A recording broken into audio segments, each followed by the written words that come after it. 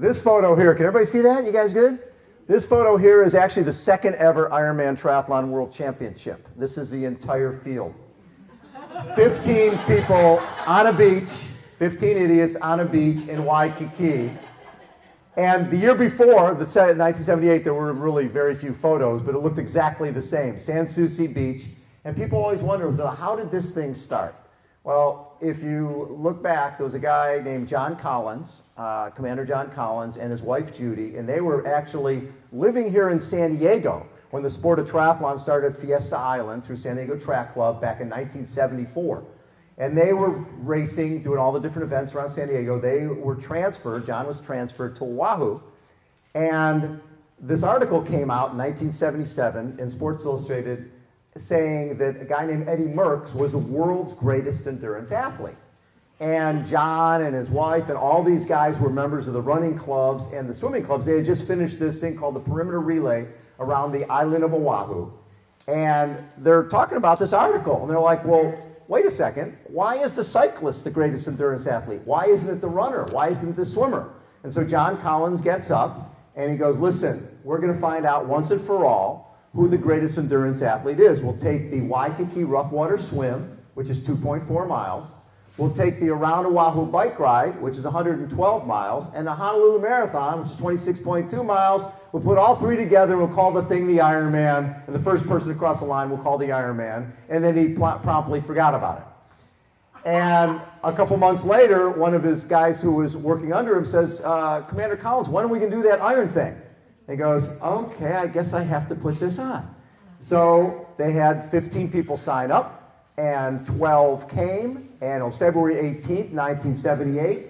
And if you look in this photo, again, this is from 79, but the guy in the center with the beard, Gordon Haller, he ended up winning it in 1978. And he was a taxi driver in Waikiki. And he didn't own his own car, so he sent me his training log leading in. He swam 3 times in the 2 months before. He rode a bike twice, but he was a 2:27 marathoner. And so what he would do is after he would take someone on a taxi fare, he'd get out and run 2 miles. And on some days, there were 8 2-mile runs. And so he ran hundreds of miles a week leading into this Ironman, and actually ran his 2:27 marathon 2 weeks before winning the Ironman because he wanted to make sure that he could do a marathon. So if you look to his right, 2 people over, a guy who's wearing a big swim mask, a big diving mask, his name is John Dunbar. Dunbar finished second in 1978. And that year, Dunbar was a Navy SEAL, and you had your own crews. You didn't have aid stations, no roads were blocked off, you had your own support crews. So Dunbar's crew ran out of a thing called water during the marathon. And they had beer, and it's liquid, so they figured, what the hell? And so John Dunbar was drinking beer when Gordon Haller caught him at about mile 20 and put 30 minutes on him between mile 20 and 26 and won the first ever Ironman Triathlon World Championship. So this year in 1979, the wind, where you can see, this is Hawaii, and the people behind them are wearing jackets, and the trees, the palm trees are all pointing straight up. The weather was horrific. And they were having problems getting boats out to make sure people stayed safe throughout the day. But the guy on the far right, in the blue cap, Tom Warren, who lived here in San Diego and owned a tavern called Tug's Tavern down Pacific Beach, swam at USC and was a great swimmer. And they sent everybody off, and Gordon Haller lost 30 minutes during the swim because he wasn't that great a swimmer. Tom Warren ended up going on and winning the Ironman that day. And what happened is when Tommy won the Ironman, the Bible of all sport back then was a magazine called Sports Illustrated. And we would wait, and every Thursday you'd get your Sports Illustrated. Well, in this issue, an 8-page article on this guy, Tom Warren, winning this silly event with 15 idiots on the starting line at this beach and 12 finishers. And Tommy ended up winning the race, and myself, I was a school teacher in San Diego, right here in Sorrento Valley, a place called the Children's School. My PE program was called Bob Time. And My roommate was a guy named Ned Overend, and Ned was went on to become world mountain bike champion, but back then he was a mechanic at San Diego Suzuki. Mountain bikes hadn't been invented yet, so this goes back, the earth was still cooling while we were doing all this stuff.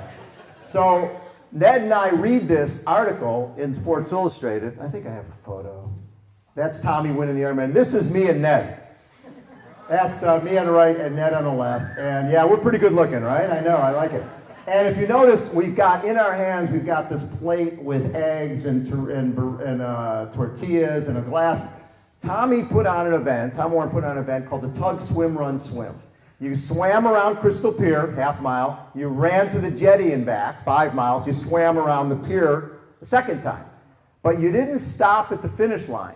The key was you ran the tugs, which was another 4 blocks from the finish line, because the first 75 people got free breakfast. And if you got there and got your free breakfast in your glass before the 76th guy got there and got nothing, you had bragging rights forever. It was very, very cool. So Ned and I, we had done this tug, swim, run, swim, and now we read this article about the guy who put on this thing called the Ironman, and we're going, well, we got to find out about it. It's not like you go online and sign up for something. You had to find the person who put the thing on, and for us, it was finding this guy, Tom Warren. So I call up Tom Warren, and I'm like, Tommy, can you tell us about this iron thing? He says, Babbitt, sure, come by my office. I'm like, where's your office? He says, well, it's on the west side of the street, just south of Crystal Pier. You guys all know what's west side of the street, just south of Crystal Pier. A parking lot. There's no buildings there. There's a motorhome with a paddleboard on top and a bike on the back and some running shoes tied around the side view mirror. And I put my head inside, and I'm like, he goes, Babbitt, welcome to my office. And he's got a roll of dimes in the console, and there's a payphone in front of a restaurant called T.D. Hayes, and he'd go and he'd swim every day out in the middle of the ocean. He'd go paddleboard. He'd run to the jetty every day. And if you go to the end of the jetty, there's a white lamppost there with a black line around the middle of the lamppost from his hand from running 5 miles every day for about 40 years and making the turn with his grimy hand on that pole. Well, so Tommy, we're asking him, well, how do you do this thing? How do you sign up for it? He says, well, let's go to the bar. So we go to the bar behind, and again, this is our mentor. This is the one who's going to teach us how to do this iron thing.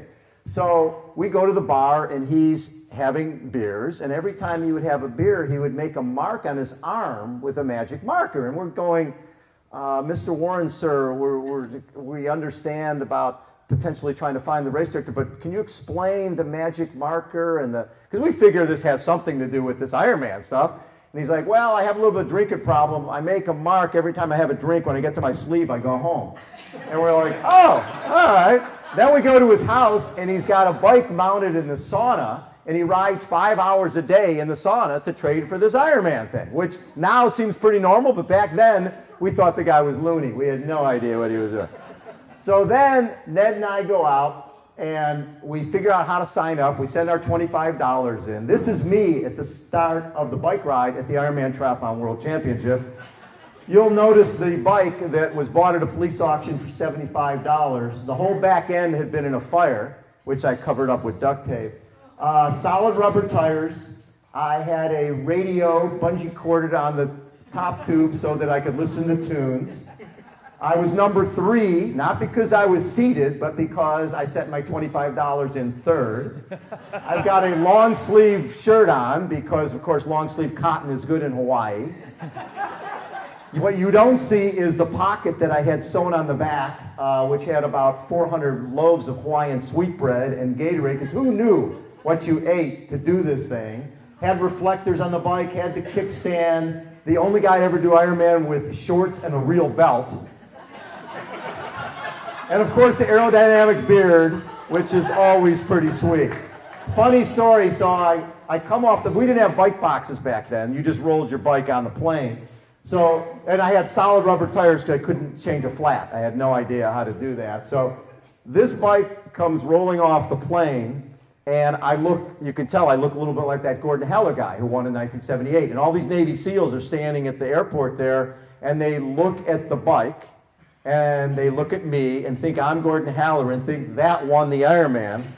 And so they're looking at my bike like you might look at Lance Armstrong's bike. Also, I didn't quite get the gist of how this thing worked, so I had Panniers sleeping bag and tent on the bike because I thought you swam 2.4, rode 56, camped out, and rode back the next day, which made a hell of a lot more sense than what you ended up doing. So you had to have a support crew. My crew was, I was a school teacher here, right in the Sorrento Valley. One of the kids at the school, her dad lived in Honolulu, and he volunteered with his girlfriend and their Fiat convertible to be my crew. I gave them all my Hawaiian sweet bread and Gatorade, and I was ready to rock and roll. And as I got to about mile 25 of the bike ride, my crew was on the side of the road, and I'm like, this is so cool. I can't believe I lived. I made it through this swim. I'm tuning my radio in, and they were on the side of the road, and they gave me a Big Mac, fries, and a Coke at mile 25, which was pretty sweet. Got a root beer snow cone at about 90, which was awesome.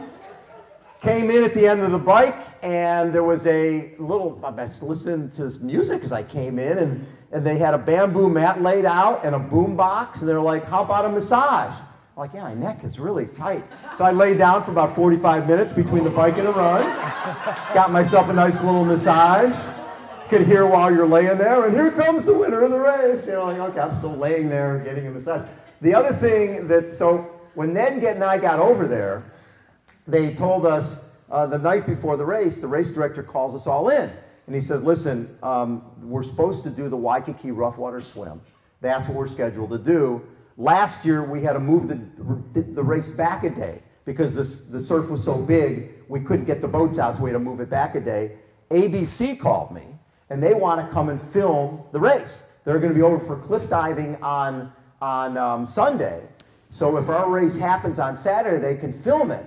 But if it doesn't happen on Saturday, if we have to move it a day, we're going to lose ABC Wild World of Sports. So meanwhile, this is at this Grand Otani Hotel where they're having this meeting. The waves are breaking against the building. Like, we're talking 10 feet up. Ned and I did all of our swimming in a 120 length to the mile condo pool, and we knew we were going to die.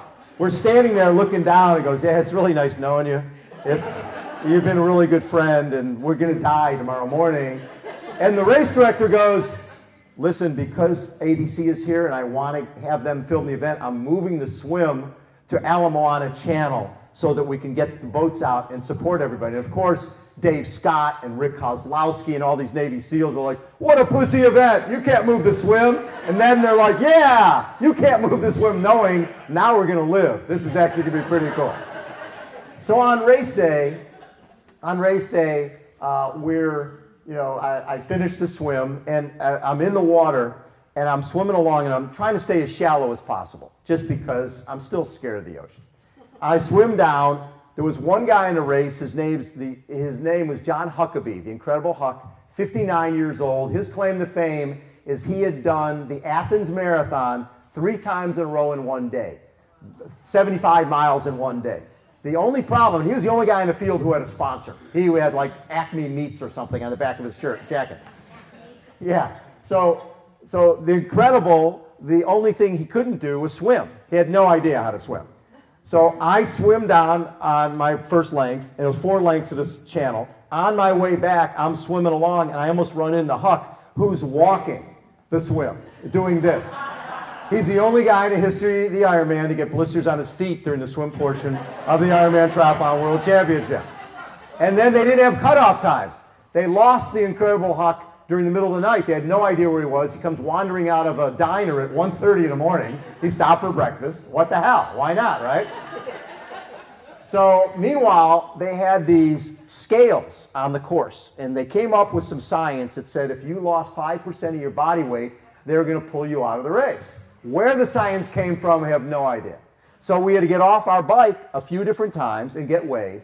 And then I get off I start the marathon, they weigh us, and I start the marathon, and I'm waddling through Waikiki, eating Hawaiian sweetbread and drinking Gatorade. I get to about mile 5, and we had to get on the scale again. And I'm on the scale, and I was like, on the walkie-talkie I hear, can you give me that again? He's gained 5 pounds.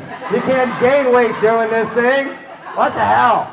So then I'm running along, and now it's about mile 20, and we're going up Diamond Head, and we're going to go down into Kapiolani Park, and I'm thinking, this is really cool. I thought it was going to take 2 days. I cannot believe I'm actually going to finish this. My crew's behind me in their Fiat convertible with their lights on, and I'm going up Diamond Head, and I'm thinking, there's going to be bands at the finish. There's going to be all sorts of cheerleaders. It's going to be so festive. And I'm coming down into Kapiolani Park, and there's a light bulb over my head and a chalk line. And I hear this voice in the darkness like, hey, you. Yeah? You in the race? Yeah. You're done. No Mike Riley. No bands. Nobody shooting T-shirts into the crowd. Nothing. It was one idiot doing one-arm push-ups in the park. That was it. And so, but I finished this thing, and I go back to the hotel room, and Ned's there, and his back is like fried. And he looks over and he goes, I didn't see her all day long. His now wife, then girlfriend, was his crew. He came out of the water, and Pam's not the most aggressive person in the world, so she didn't catch him on the bike till he was at mile 90, drinking out of sprinklers in the median strip. Right? And then she promptly lost him during the marathon. And his back was just like fried. But anyways, it was one of those things that I finished it, and I knew this thing changed lives. So I came back, and this guy, Mike Plant, had a local newspaper called the San Diego Running News. And I'm like, dude, we had 108 of us doing this Ironman thing. This sport of triathlon is going to get huge. He changed it to San Diego Running and Triathlon News. I became his LA editor. Moved up, would travel up and back to LA every weekend, covering events, and it was the coolest thing ever. Another guy in the race that day in 1980, that's Dave Scott. Anybody hear of Dave Scott? 6-time Ironman World Champion. That's his parents following him with a spare bike on the roof of the car. Right? And Dave got on his bike, and back then you had these little cleats that went on the bottom of your shoes, and those went onto the pedals. So your shoes had to be specific to you, and to go on these little pedals. And Dave's shoe wouldn't clip into the pedal, so they duct taped his foot, because in the movie Breaking Away, they duct taped the guy's foot because he was going to be riding for 20 minutes. He was doing 112 miles with his foot duct taped to the pedal. And Dave, the course record by Tom Warren was 11:15. Dave went 9:23 that day, and basically changed everything in terms of the sport. So when we look at 79, Sports Illustrated covered the Ironman. That led from 15 people to 108 of us. 1980, Ironman covered by ABC Wildlife Sports. That changed things again. 81, they couldn't do the event on Oahu anymore because you couldn't block off any roads, so they moved to the Big Island of Hawaii. And Dave Scott was winning, and Mark Allen was competitive, but the event wasn't really catching on. It went from 100 to 200. But it wasn't going crazy like we thought it should. Well, in February of 1982, a woman named Julie Moss was leading the Ironman. And she's wearing a trucker hat, she's got a borrowed bra on, and she's leading this thing. And all of a sudden, her body starts coming apart. She's half a mile from the finish when she first looks like Bambi and goes down. And then she gets up and she goes down again. And as she's crawling towards the finish line, she gets passed by a woman named Kathleen McCartney, who has no idea she's won the race. And Kathleen's jumping up and down. ABC Wildwood Sports is capturing this. And next thing you see is Julie Moss crawling on the ground, collapsing across the finish line with a smile on her face. Now, back then, ABC Wildwood Sports was covering the Ironman, and they would cover 3 different events in each show. They'd cover ice dancing, roller derby, Ironman. So they're showing the Ironman, and then they show Julie collapsing, crapping herself, and she's on a stretcher getting carried off, and they go to ice dancing. People at home who are living in Pittsburgh or New York or whatever are going, what the hell happened to this woman? So they had these things called phone lines back then. And the phone lines at ABC Wildwood Sports lit up like a Christmas tree because people all over the country thought this woman was dead. They had no idea what happened to her. So they ended up flying Kathleen and Julie to New York to go on Wildwood Sports with Jim McKay, who was sort of the dean of Wide World of Sports, to tell the American public that this sport does not kill people, right? That Kathleen and Julie, who had never been to New York before, they'd never been in a limo before, they're 22 years old, right? And their lives were changed forever. And the coolest part about that is that all of a sudden, the women's side of the race was as important as the guy's side. And actually, the photo we showed early from the 1979 race, the difference between 78 and 79, 78, no women. 79, Lynn Lemaire, first woman to do it. She rode her way to second place during the race and ended up finishing 5th overall, showing that women would always be competitive at the Ironman. And then Julie and Kathleen took it to another level because of their finish. And funny story, Val Silk was the woman who put on Ironman. John and Judy Collins were transferred to DC, and Valerie sort of inherited this thing. She knew nothing about triathlon, but she knew how to promote. And so she came over in '81 to the Big Island, and then while this was happening, she had a deal with ABC Wild World of Sports. And another film crew from Freewheeling Films approached her and said, we'd like to film the Ironman. And she said, well, I can't. I have a deal with ABC. And they go, oh, we're really good friends with ABC. They won't mind. They did mind. So while this was going on, Valerie Silk was in a trailer with the president of, the producer of the ABC show, who was telling her, Valerie, your people, this other crew is in the way all day long. You have violated the contract. We will never be back. We will not be filming the Ironman again. And the producer's assistant kept coming in, boss, you should come out and see this. There's something really special happening here. Not now, I'm too busy. Neither of them saw this until they saw it when they went back. And this was such an important moment. They ended up moving up the show, because editing back then would take months. They moved this up a month because they knew they had something very powerful. So while people were watching this at home, while this aired, imagine you're in New York, you're in Pittsburgh, you're watching, because it's from Hawaii, right? Anybody wants any type of warmth, even if it's on television. You're watching this thing, and while you're watching Julie, I call this original reality TV. You're watching this woman come apart at the seams on national television.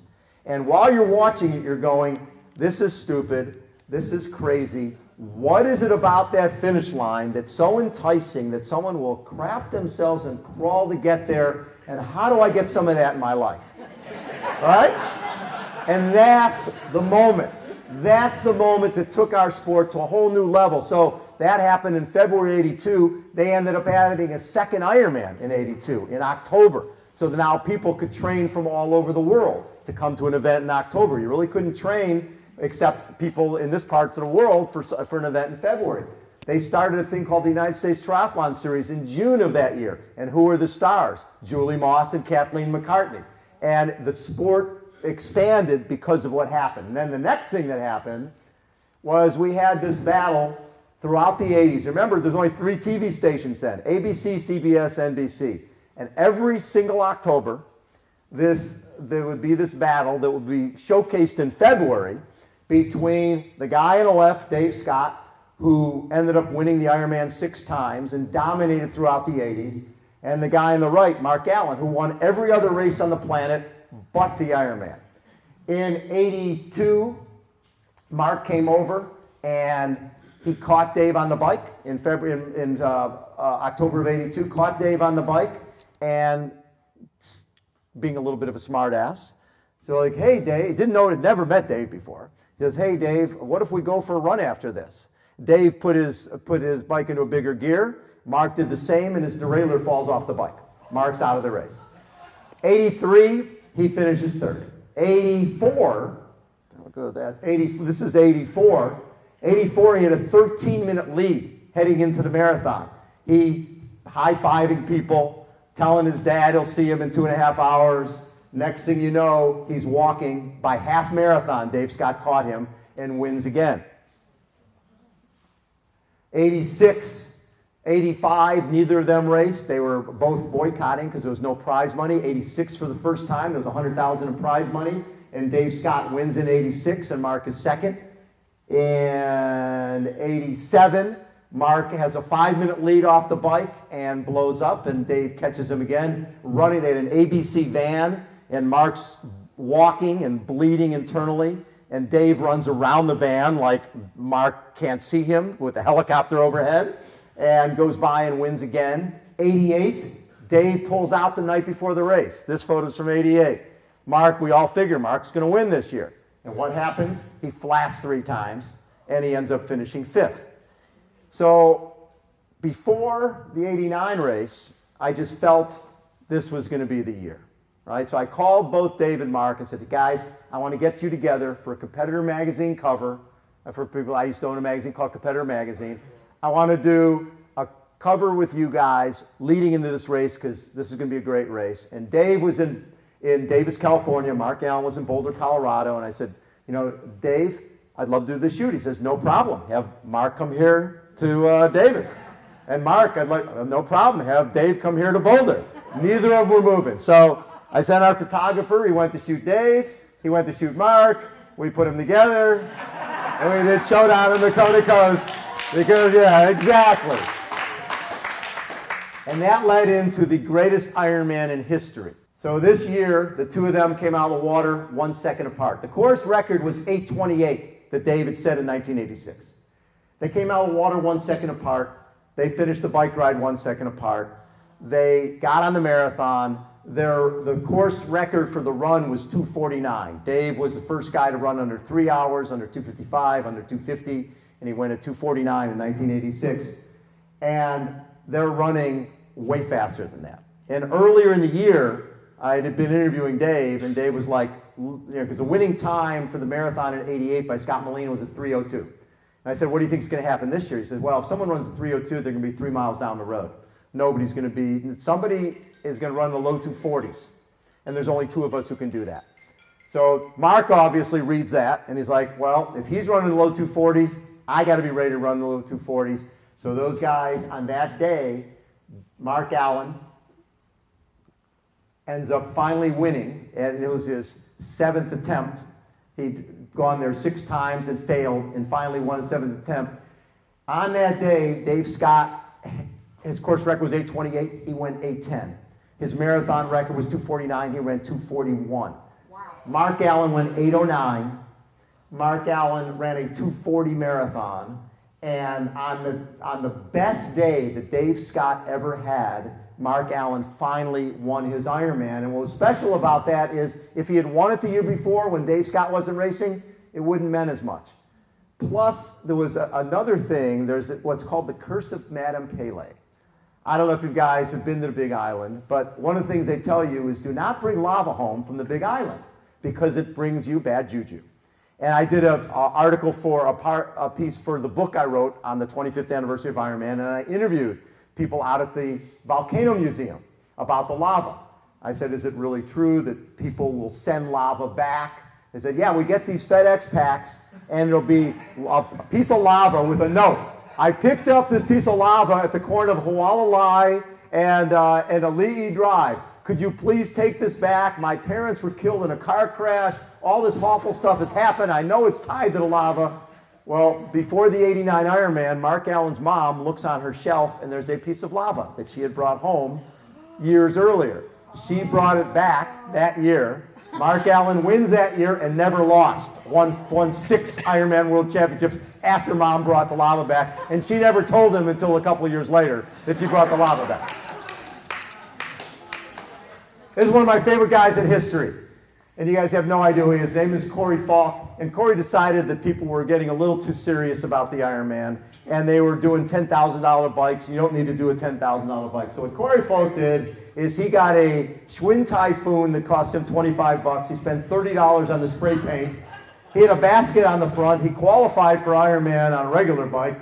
He rolls this thing in the transition. They're like, sir, you can't have a kickstand on your bike at the Ironman World Championships. It's like 1998.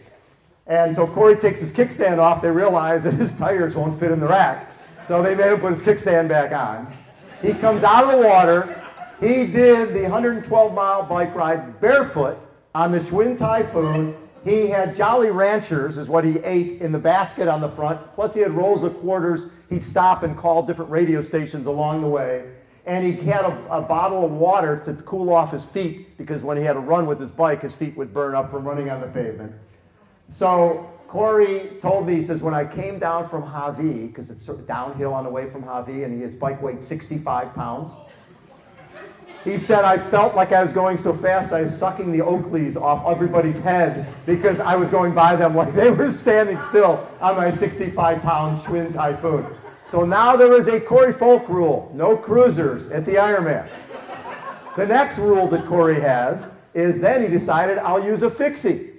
Qualifies, he gets on, he said, the fixie was way harder. He says, I'm 200 RPM on the downhill. I thought my knees were going to fall off. There is a second rule, no fixies at the Ironman, courtesy of Corey Folk. So this guy's name is Jim McLaren. Jim came to the Ironman and from sort of a circuitous route. Jimmy was a football player at Yale. In 1985, he was taking acting classes in New York City. He got hit by a New York City bus while he was on his motorcycle, thrown 90 feet in the air, dead on arrival, lived, lost his lower left leg, came back on a walking prosthetic, not what you see nowadays, but a walking leg to run a 3:16 marathon. Yes. Then he came to Kona, where I met him, and he went 10:42, 20%, top 20% of everybody in the race with a walking prosthetic. He was the Babe Ruth of amputee athletes, changing the world in terms of what someone could do with a prosthetic leg. Well, 8 years later, Jimmy was racing up in Mission Viejo. He was on his bike, and a van went through a closed intersection, hit the back of his bike, propelled him headfirst into a pole. He became a quadriplegic.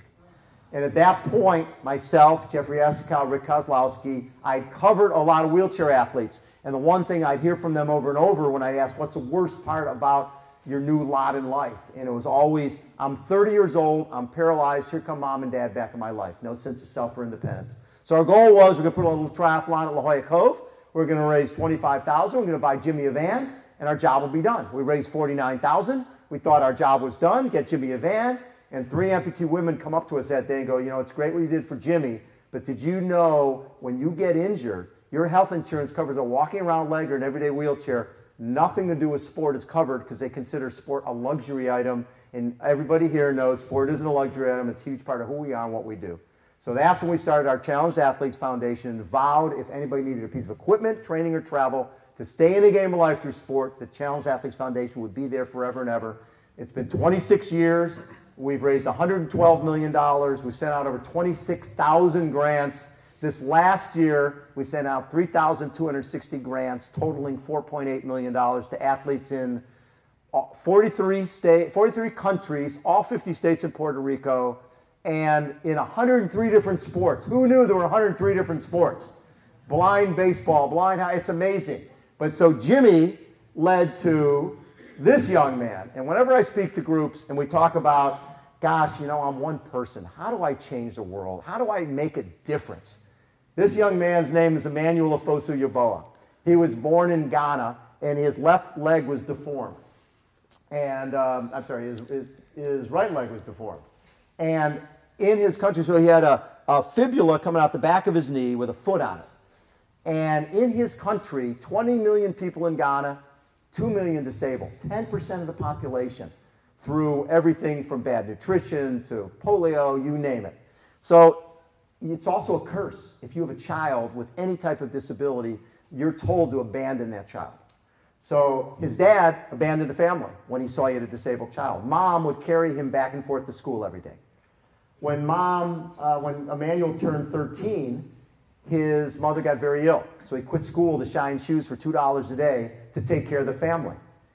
And when he turned 18, his mom passed away, and he wanted to do something to honor her life. So he found Challenge Athletes Foundation through a missionary, and they found us online and sent us a typewritten grant request asking for a bicycle because he wanted to ride across Ghana to show people that someone with a disability could be worthwhile, could actually accomplish things. So we get this typewritten grant request from Ghana, which I thought was near Cleveland. Who the hell knows where Ghana is? And we figure we'll send him a bike. Oh, and on the application, his birth date is May 5th, which is my birthday. We figure we'll send him a bike. We'll never hear from the kid again. He rides 600 kilometers across Ghana with a mountain bike, with one leg. We decided to bring him here to San Diego for San Diego Triathlon Challenge. He comes here. He has $3 in his pocket when he gets here to San Diego. He's never been on a plane. He's never been out of Ghana. He does a 56-mile bike ride that went up Torrey Pines, right, with one leg on a mountain bike. Takes him 7 hours. And I'm like, Emmanuel, what did you think of the bike ride? He goes, Bob, I did not know San Diego was so hilly. And I'm like, yeah, it is.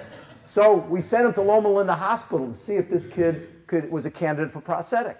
And they said he was. So we did a deal. We take care of the cost of the leg, cost of transportation back and forth from Ghana. They take care of the operation and a homestay.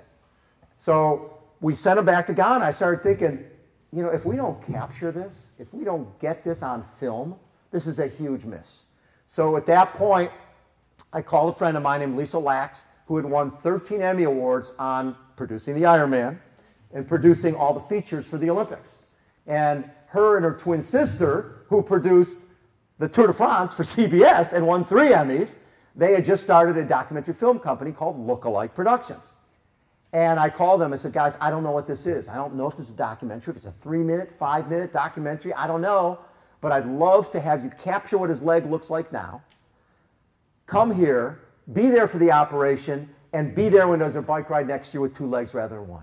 And they go, no problem. When's he coming? 5 months, 6 months? I don't know, 5 days.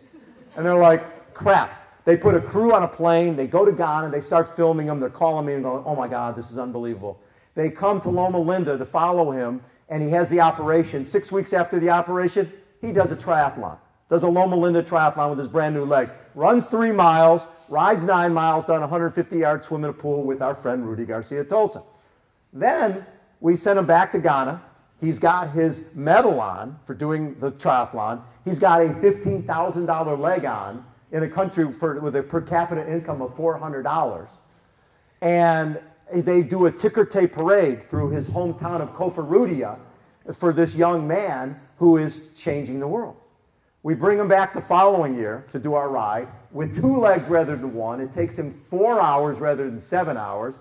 He receives our Most Inspirational Athlete Award from Robin Williams, right? We send him up to Nike to receive what's called the Casey Martin Award for people who are inspirational to the disabled. It comes with a $25,000 grant, which we match. So now he's our ambassador to Ghana with $50,000. Remember, he was shining shoes a year and a half earlier. Then we sent him to New York to have a sit-down with the Secretary General of the United Nations, Kofi Annan, to talk about the rights of the disabled in Ghana. Then we sent a rough cut of this film to Oprah, who agrees to narrate a film called Emmanuel's Gift. Then, right before the film airs, Lisa and Nancy called me and said, hey, we pitched Emmanuel and Jim McLaren, who started the foundation for the Arthur Ashe Courage Award at the ESPYs. And it's been accepted. So imagine this. We've got this little charity. We're sitting in the Kodak Theater up in LA, and Matthew Perry from Friends is the host of the show.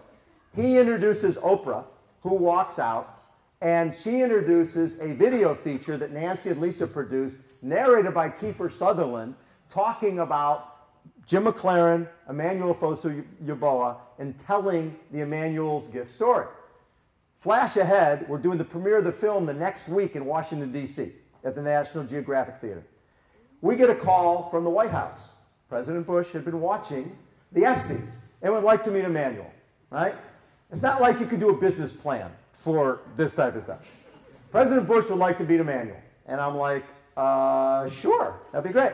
So we're in the waiting room to meet the president, and we're watching TV, and there's a bombing in the London subway happening right now. And we're like, there's no way we're going to see President Bush now. They usher us into the Oval Office as Rumsfeld and Cheney are sprinting out of the Oval Office, and we're standing in little semicircles. Emmanuel, myself, President Bush, and my partner from Competitor Magazine, John Smith. And President Bush is like, Emmanuel, you know what I appreciate? You were never looking for government help. You were always looking to make a difference in the disabled in your country. So when you ride your mountain bike, do you ride SPD pedals? Do you ride cages? Do you ride flat pedals? Because I ride with my boys in Quantico, and we ride hard. How do you ride your bike? So Emmanuel is wearing this Ghana garb. He's wearing a gown, right? And when the president wants to see how his leg works, he reaches down to take his leg off, right? And it makes an audible click, which the Secret Service was not very happy about. They start moving towards us. The next thing you see is President Bush holding this leg in his hand. And the guy who set up this visit for us sends us a note the next day. He's like, hey guys, thanks for coming. It was great to see you. FYI, we keep a list of the first that happened in the Oval Office. The first person to take their leg off in the Oval Office, Emmanuel Ofosu Yeboah from Ghana. More importantly, the next day, the picture of Emmanuel with the most powerful man on the planet is on the front page of the papers in Ghana, and the president of Ghana, who had not been giving anything in terms of support to Emmanuel about changing, getting a disability act passed in his country, sees this, and when Emmanuel gets off the plane in Ghana, who's there to meet him but the president of Ghana said, Emmanuel, I'm going to get your bill presented to Parliament, and 6 months later it was passed. Yeah, how cool was that? So flash ahead, 2010, we're down at this Warrior 100 mountain bike ride that President Bush does in Texas. And it's myself and Jeffrey from CAF and a number of our amputee athletes. He brings the troops down there to ride mountain bikes with him. And so we're down there, and the first day we ride, and after the first day we do the meet and greet with the president. And I'm in line, and I go up and said, Mr. Bush, we met a couple years ago. I was in the Oval Office with a young man from Ghana. He goes, Emmanuel, I never did find out. Does he ride SPDs? Does he ride cages? How does he ride his mountain bike? And I'm like, President Bush, you don't know this, but Emmanuel, because of you, a disability act was passed in his country. And I really thank you for that. He said, you give that young man my best. And so what Emmanuel does now is he's a motivational speaker around the world. And he named his first little girl, Linda, after Loma Linda Hospital, and his second little girl, Comfort, which is his mother's name. And he spends a lot of time in San Diego, and he's trying to build a fitness center in Ghana where all the workers are challenged athletes. But you don't come up with a business plan and say, hey, we're going to do a movie, we're going to be in the office. No, the stuff just happens because it's in your heart, right? That's Emmanuel and Jim after Jim's second accident. And that leads to Carlos Millet and David Bailey, very similar type of situation. Carlos Millet on the top, Navy SEAL, shot in the back in Panama during a mission, paralyzed. David Bailey, making $750,000 a year as a top supercross guy in the world back in 1986. Ended up being paralyzed while he was trying to do a jump that he shouldn't have been doing. We tried to get challenged athletes, wheelchair athletes, into the Ironman for years, and Ironman would tell us, listen, a hand cycle's not a bicycle, a racing chair's not running. If we do this, we're going to open it up, and somebody's going to say, well, I don't swim and I want to use a windsurfer. I'm like, no, if you can come up with real rules, document that this hand cycle for the bike, racing chair for the run. So in 1994, John Franks came over and tried to become the first wheelchair athlete to finish the Ironman, missed the bike cutoff time. 95, John McLean from Australia missed the bike cutoff time. 96, John McLean missed the bike cutoff time. And after the 96 race, or during the 96 race, they said, John, even though you didn't make the bike cutoff time, we'd like you to go do the marathon just to make sure someone can make all the cutoff times. He did. They put a medal around his neck. His brother goes, take that off right now. You can't wear that medal. You didn't make all the bike cutoff times. So he came back in 97, made all the bike cutoff times, and then in 98, these two guys began a 3-year battle where they became Mark Allen and Dave Scott, Aaron Baker and Paul Neby Frazier. The disability disappeared. It was two great athletes who wanted to kick the other guy's ass. Carlos in 98 went by David like he was standing still going up the first climb, up Pay and Save Hill. Same thing happened in 99. In 2000, just like with Mark and Dave, I went to both these guys and said, guys, I just think it's going to be a race this year. And Carlos said, I'm glad you think that. It's going to be over early. So David was so obsessed with Carlos Millet that year, he had pictures of Carlos all over the house. And he goes, he was doing 150-mile rides on his hand cycle. And he goes, Bob, the problem is when I get 50, 60 miles from the house, if I flat or if I have a problem, I can't walk. I'm out there. I'm becoming a resident wherever the hell I break down. He finished the rides, and his wife would find him passed out on the floor, right? He was obsessed with Carlos Millet. So that year, this is on Wednesday of race week in Kona, and David did an 18-mile push there's his last long racing chair push, and he's right above the Natural Energy Lab. And he's like, I really don't want to do the Natural Energy Lab right now. It's 4 miles, it's hot, it's 100 degrees out, but I think the race is going to come down to this, and I need to know every crack on that road. So he goes down, does that last 4 miles, and on race day, Carlos Moleda goes by David early. David catches him on a bike. On the way back, 6 miles from the finish of the bike, David flats. Carlos gets 5 minutes. They're coming through town, and David said the worst part is I see my wife and my mom, and they're giving me the golf clap. The nice try, honey, he's kicking your ass again. It's too bad. So we get out by the Energy Lab, and at the Energy Lab, David is only 2 minutes down. Coming out of the Energy Lab, he's with Carlos. And that photo on the bottom is right after David Bailey went by Carlos, and what you can't see is the tears flying because he knows he's finally going to beat him. I get to the finish line, and I grab David's mom and wife and get him into the finish. And they're waiting for David. David comes in, and he's crying, he's all excited. I'm like, you want to go get a massage? He goes, no, I need to wait for Carlos. Carlos comes in, they touch gloves, and they hug, and I see David say something to Carlos. And as we roll away, I said, David, what did he say? He said, thank you. I said, what?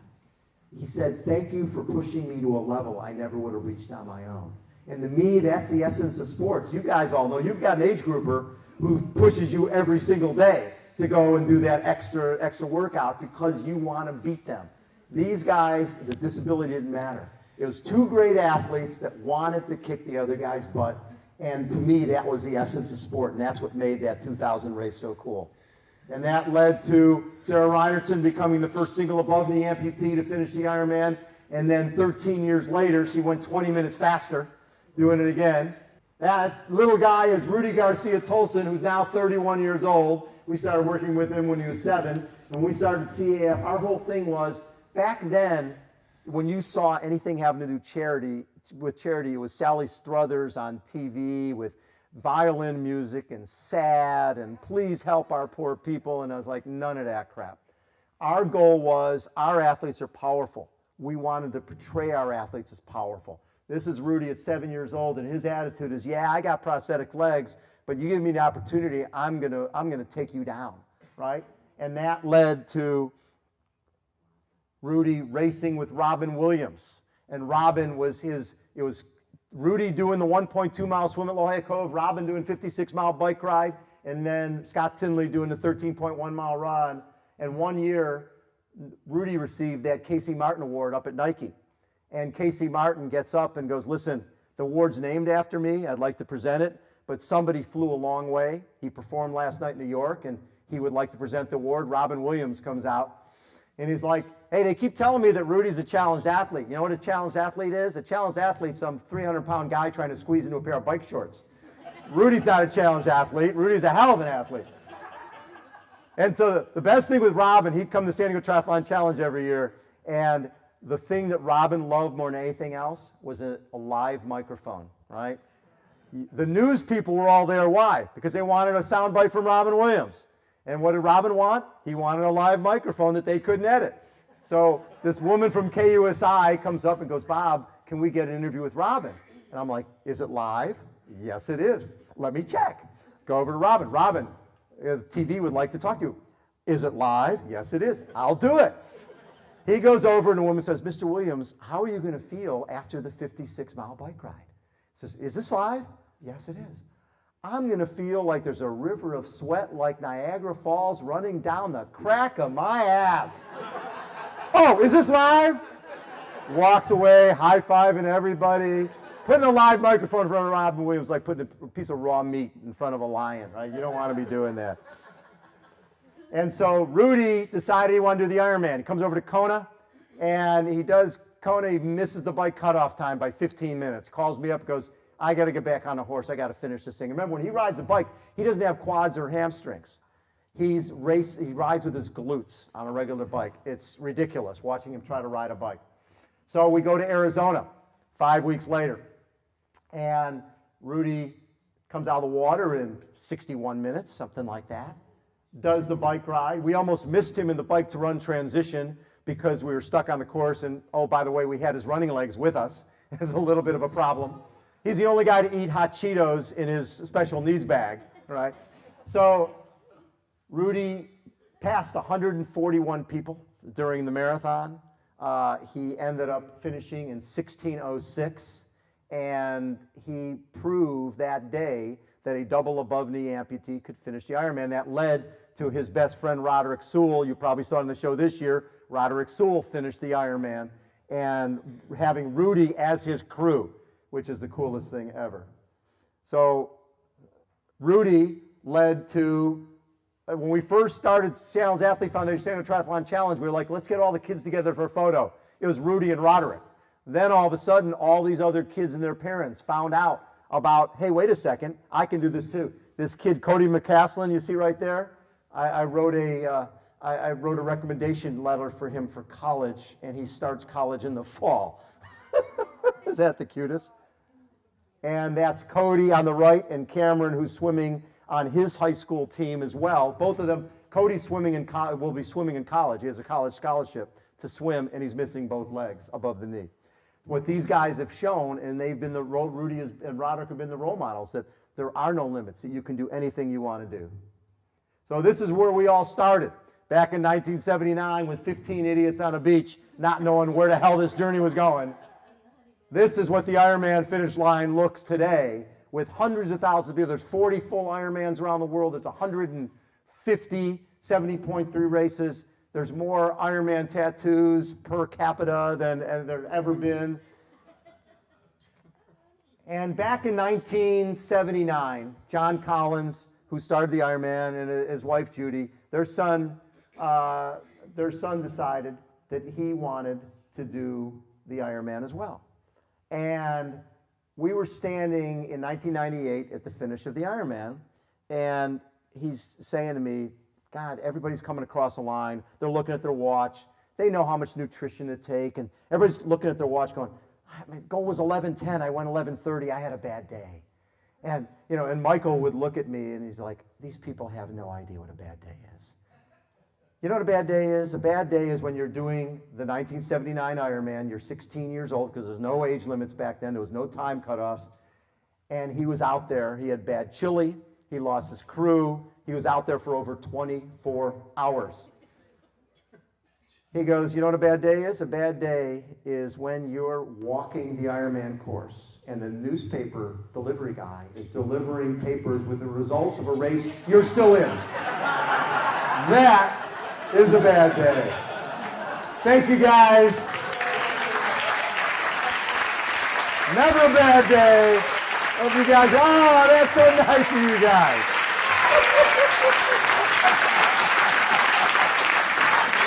Oh my gosh, thank you guys, that's so nice. Wow. Thank you.